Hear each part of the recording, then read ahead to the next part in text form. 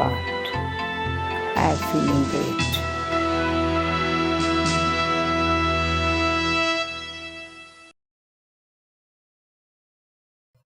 Hello my dear friends, it's a warm welcome again to Godlywood Studio into the light of knowledge. We were deep into the art of problem solving, if you remember, and we were going through situations where we need to be very careful, and in every episode we are taking some gems of wisdom also, and we need to apply these gems of wisdom in order to achieve the results we want. And I want you to sit completely through this conversation because we are going to take up again important aspects of problem solving in this. And today let us welcome Shreya Ben and start the discussion. Om Shanti. Welcome to the studio. Om Shanti. Shreya Ben, last episode you were talking about, I think, that woman who disturbed you in the class. And a few thoughts came to me after that. Once I thought that this problem which we take up in light of knowledge, of course it was very interesting in one sense, but again I was thinking about, won't there be some viewers sitting out there and thinking they are talking about very small issues? Yes. So don't you think that we need to take very big, thumping, obtrusive issues so that... If you want, we can take thumping issues also, but we need to realize that in any problem, the problem that we are facing, it's about the mind which is facing the problem. It's the quality of thoughts, the kind of feelings that I generate, my reaction, my response to it. If you remember, we were talking about that it's going to come suddenly and we will have to react, so we have to be ever ready. Now the whole point is, if I can do it in small situation, I can do it in a big situation also. Oh. It will become a mindset, It's changing the thinking pattern. Any situation that's there is looking for a response. If you are able to do it in small situation, then actually, So there are some basic things in every problem which we face and the response which we give. And if we learn it in the right way, then we can apply the same thing. Right, yeah. In every situation. It's like when you put a brake.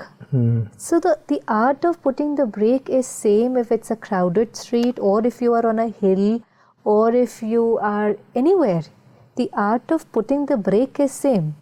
Now the practice is how fast you can do it, how efficient you are, and how much you are into the practice of putting it. That was a beautiful phrase, the art putting the brake. Maybe you mean that thoughts which come to us when we are in a problem. Right. And maybe even after, a long while even what after. What I want to tell you is the thoughts will come. We are not trying to put a full stop to the thoughts. It is not possible. Sometimes the viewers or anybody of us can feel that with spirituality or with meditation, maybe a time will come when this mind will not think anything. We will probably reach to a situation where it's zero thought. But that is not possible. Because mind is a factory and the work of this factory is to generate thoughts. We're like these walking radiators all the time thinking. And when we are not very introvert, or I would say not contemplating, or we don't have attention on ourselves, then we're easily influenced by everything that's happening around us. And the thought process is just dependent on what's happening around us. 1 minute, what did you just say? If we are not very introvert, if you are not looking inside, you will be influenced by? What I mean to say is, a lot of time we are more worried about what's happening there. Really? Really? And we try to change what's happening there. It is because I am not looking at myself enough. Something like they call in spirituality an inner eye, the third eye. We have these two eyes, which is all the time going to look what's going to happen outside. And we take that information and we think about it. But then the third eye, which we also call the eye of intellect, the knowledge. Oh my God. Because I have read in some scriptures, all the senses are looking out to the world, and until and unless you learn with deliberate attention to turn it into your own insight, your problems will not be solved. I didn't get the thing completely, because to turn it inside, what does it mean to turn it inside? So how can you turn it inside? See, when you turn it inside, it's like going within and really looking at the screen of mind, the quality of thoughts you are creating, because most of the time we don't even know that I am the creator of these thoughts and these feelings. You know, I can pick up the feeling that I'm feeling happy, or I can pick up the feeling that I'm feeling disturbed, but I don't realize that I am the creator. I can immediately say, in that last situation that we were talking about, it's very easy to say the woman is disturbing me. You know, because every time, you know, it's like, it's, you know, always shifting the responsibility on and blame on the other person. And when you shift the responsibility on somebody else, then you are going to wait all your life for that other person to change. And that other person doesn't even realize that they are wrong. They don't even think they are wrong. According to their upbringing, probably something that they're doing is absolutely right. You know, it's not that she is right or she is wrong. We're different. There's a huge difference between saying that both of us are different, or rather saying, I am right and you are wrong. When I say I'm that you're sitting silently in my room, I want to contemplate, I want to write something, and this person is deliberately creating noise from the other room or from the corridor, so that, maybe intentionally or deliberately, and you won't even give me the freedom of saying he's disturbing me. Now again, first is whether he's doing it intentionally, deliberately, or he's not aware. So we will take up if he's doing it deliberately, then there is something really wrong with the relationship that you both have. What about that person who increases the volume of his wireless set when I'm listening to something which is going on stage? He can't even show the common sense of using a headphone, so that does he want all of us to hear what he is listening to? Or I don't understand. And you say that he is not disturbing me. Yes, he is not disturbing you. You are disturbing yourself. That's the truth. Oh my He God. is the stimulus, definitely. See, let's talk about some situations where people are not even aware. You know, they're not aware. Now, in this case where the woman was, you know, stretching her feet, or in this case where the person is listening on his headphones, there are times when people are not aware. Even, you know, that all the thing with the pen, you keep going tick tick, some people are not aware. When somebody is doing without the awareness, their intention is not to disturb you. The first step, even before I go on to change the world, the first thing, the thing which is in my control is, the first thing that I have to do that time is to take care of myself. And how do I take care of myself? When I mean taking care of myself is taking care of my mind. And how do I do it is, in that moment a stimulus comes, and this stimulus is a negative stimulus, is something that you don't approve of, it's something that you're not very comfortable with. The first thing that I have to do is, I have to tell myself, I have no control over this person, but I can influence this person. See, there's a huge difference between controlling somebody and influencing somebody.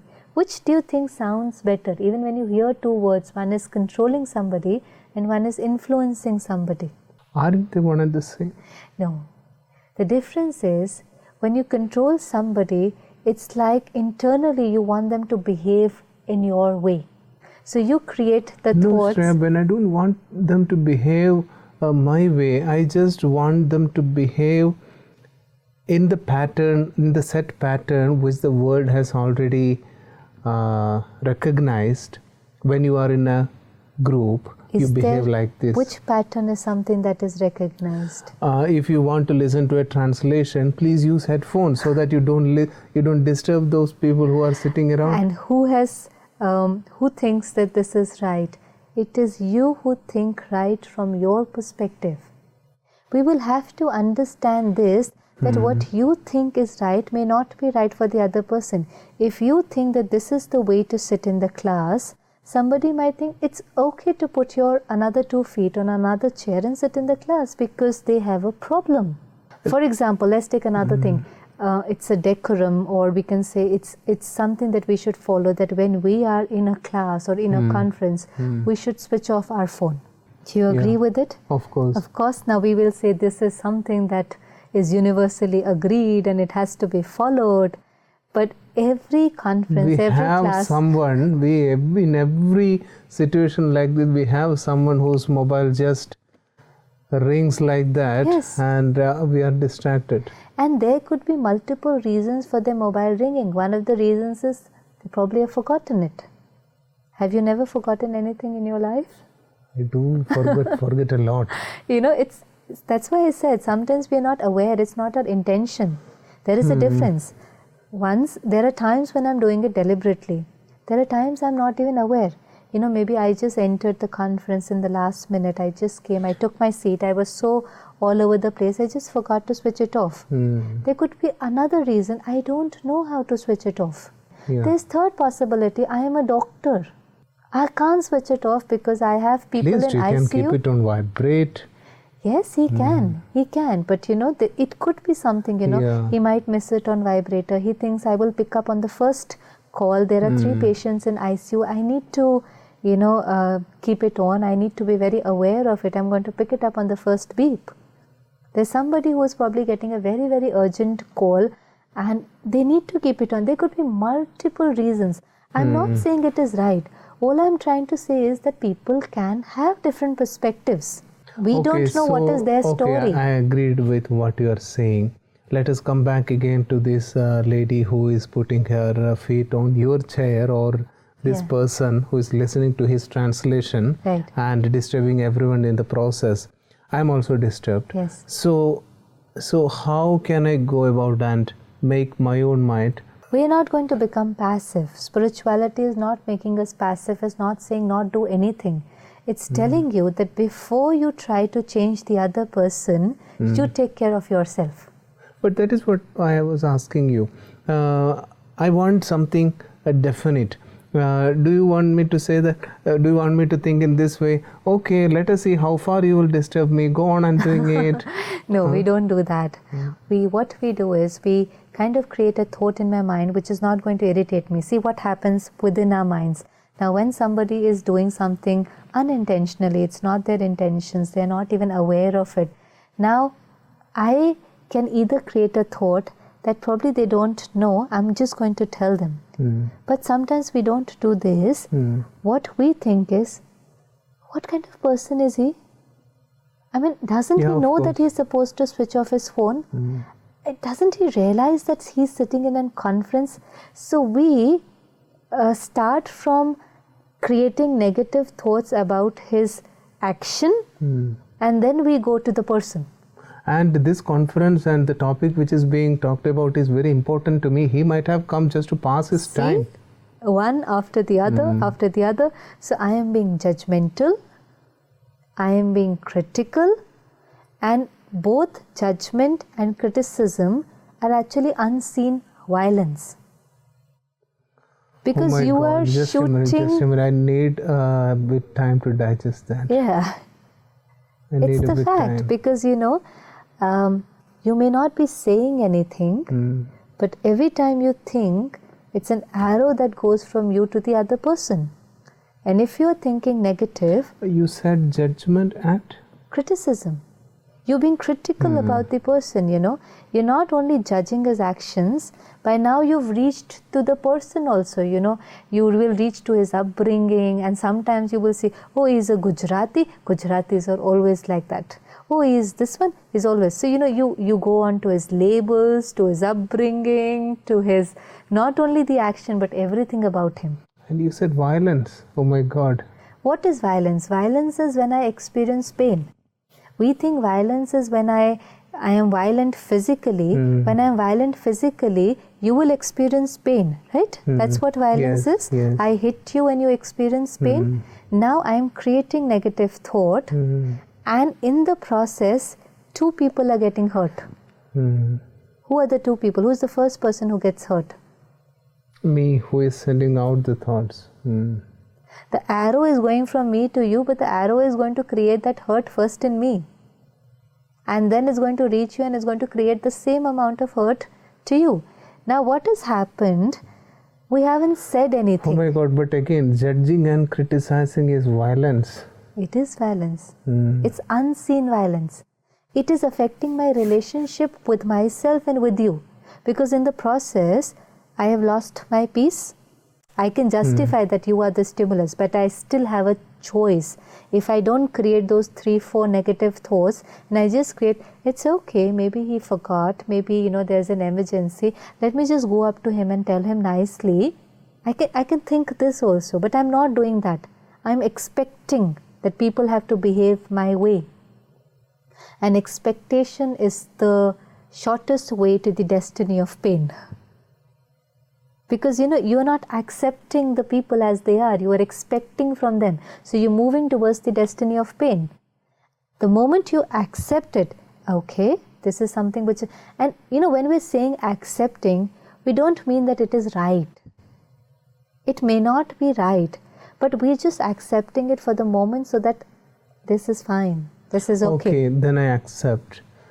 What next? When I accept, the energy that now goes to you is not of criticism and judgment.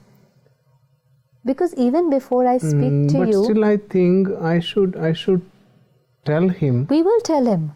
But we will tell him, see, if you've already thought a lot negative about that person and you've sent those arrows, now when you go to tell them, it's not going to have any effect. We are more sensitive to feelings.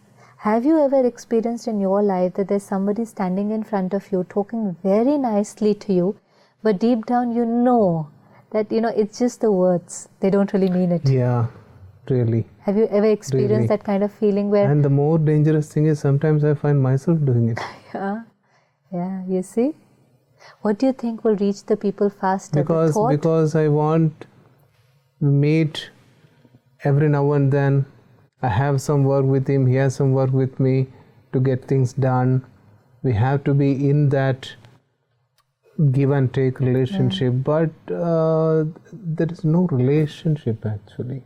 Because relationship is an exchange of energy. Relationship is not exchange of words. What do you think reaches the person first? The energy or my words? It's like, it should be the energy. We've all experienced this, that sometimes we go back home and sometimes we haven't even entered the house, but we can sense the vibration. Something wrong is happening or has happened. You can sense that there's something wrong. You don't know exactly what it is. You haven't met the people. You haven't seen the people. Sometimes people will say, we looked at their faces and we thought something is wrong. But there are times we haven't even looked at their faces. It's just a feeling. It's just a feeling. It's just a vibration. You just go near that place and you can sense it. So what did you pick up? And then when you go inside, you even realize that yes, something was really wrong. Immediately.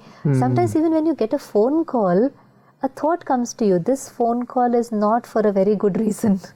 Have you picked up those vibrations? Definitely. So what they're going to say, they're already thinking in their mind. And we have a relationships. So even before they're about to speak, I pick up their energy, I pick up their vibration. I'm like... Sometimes I'm sure that they are going to talk this and this only. And that happens, We know it, it. And that is the realization for us that before the words travel to the person, it's the energy that travels. So before I tell that person that you're very, can you not do it this way? Can you not do it that way? I have already thought so much. The energy that I have sent to that person may be unknown or may be known as negative. So the relationship at a very subtle level that we have formed is not a very good relationship. We have damaged the relationship even before speaking to the other person. Sometimes I do feel, I don't know whether I'm right or wrong in this, but I do feel in some situations that I don't actually need to create a relationship with this person. The first thing, we said these are 2 steps. The first step is take care of yourself. Taking care of yourself is, I am not going to create any negative thought. Because in the process, the first person who gets damaged is me. And the second person or the relationship gets damaged. So I don't want to damage myself and I don't want to damage our relationship. So the first step is, I'm not going to create a negative thought. And in the process, I'm not doing a favor to you. I'm doing a favor to myself. I am being compassionate to myself, not to think negative, because it's going to bring my stage down. And the second step is, when I have taken care of myself, there is no negativity, there is no judgment, there is no criticism. I go up to that person and I tell them, is it possible for you to lower down the volume? And when the energy is very pure, when we are giving them respect, we are accepting them, we are not expecting from them, there are high chances that they will listen to me. Very high chances, because they also don't want to disturb. In all the cases where it is unintentional, there are 99% chances that they will immediately change. Sometimes they feel very sorry also. They'll be like, oh, I'm so sorry, I didn't realize I was disturbing you. You know, they're so taken aback. And sometimes when people's phone ring in the middle of the conference, they're so taken aback, you know, they're really trying to take it out, to put it on the silent mode, because they don't want to disturb. So 99% there are chances that they're forgotten. And they will immediately accept to what we have to say. 1% they might not. Again, I have no control over them. I still have control over my state of mind. You have just shown a totally different picture right now. I thought I'll go about him and say, do you know that you have come to a conference and you are supposed to switch off your mobile phone, and next time please be very careful. So I think you have given me a very different picture, and we need to talk about this again. And Shreya, you have already startled me by saying that I'm a violent person. So I need a bit time to reflect on it. And so can we do a little bit of a session of silence or reflection, as we usually do in Light of Knowledge? Let's take a moment of silence and detach ourselves from everything. In this moment, I realize that I am the master of my mind.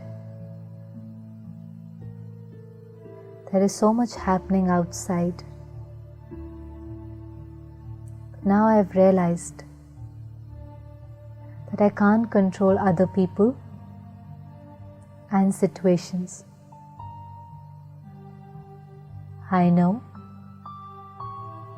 the world is not going to dance to my tunes. But the biggest realization is that I am the creator of my thoughts. And I can choose them. No matter what the situation is, no matter how big the problem is, my state of mind is in my control. And the moment I take care of my mind,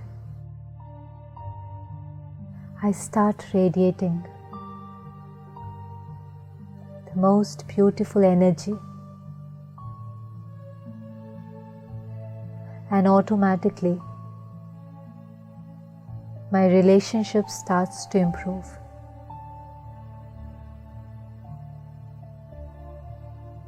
So for next one day,